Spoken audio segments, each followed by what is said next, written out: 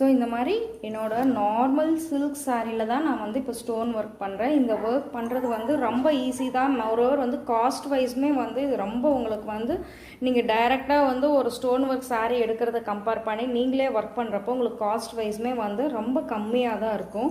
So நம்ம இப்போ இதை அயன் பண்ணணும். அயன் பண்ணி ப்ராப்பர் ஹீட் கொடுக்கணும். ஸோ எப்படி கொடுக்குறதுன்னு பார்க்கலாம்.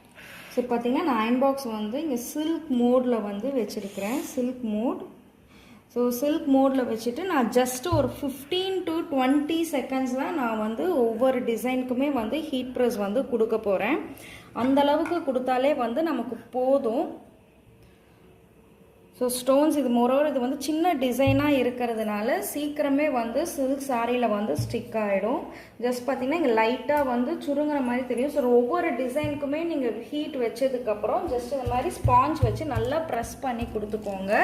ஹீட்